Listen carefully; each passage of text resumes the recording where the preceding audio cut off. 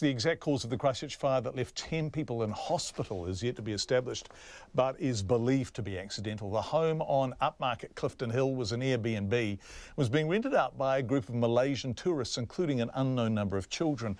They're being treated for burns and smoke inhalation. Conan Young visited the scene of the fire today. Standing on the street outside, the damage to the three-storey home on Clifton Terrace in Sumner can be clearly seen. Starting at about 8:30 last night, the blaze left the shell of the home standing, but has completely gutted the inside. The hire van being used by the tourists remains parked on the driveway. Nearby resident Jack Forrest initially thought his grandparents' home was on fire and ran up the driveway to check. There was smoke and flames everywhere. And how high were the flames? Probably around 3-4 metres, really high, pretty high.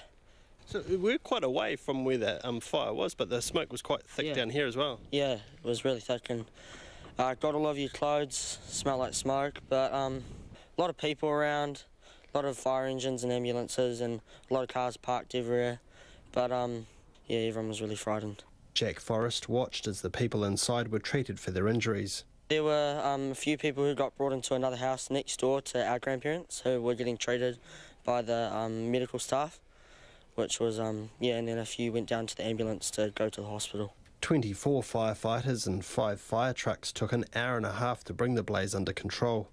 A neighbour, Linda Simsick, said the flames were unlike anything she'd ever seen before. Incredible sheets of flame. Oops.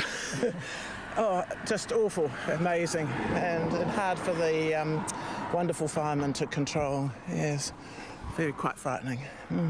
Linda Simsick said her thoughts went out to the 10 tourists inside. They had new owners, I believe, and apparently it was being used as AirB&B, and there were Asians in it, and poor people lost everything. Didn't have time to pick up their passports or anything. The fire investigator, Mark Thomas, looked over the property this morning and later interviewed the victims at Christchurch Hospital.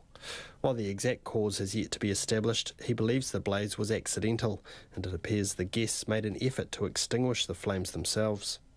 A hospital spokesperson would not provide an update on their condition, saying they were asking for privacy. Commenting on Facebook, the owners of the home said they couldn't stop crying for their beautiful home. In Sumner for Checkpoint, ko Conan Young tēnei.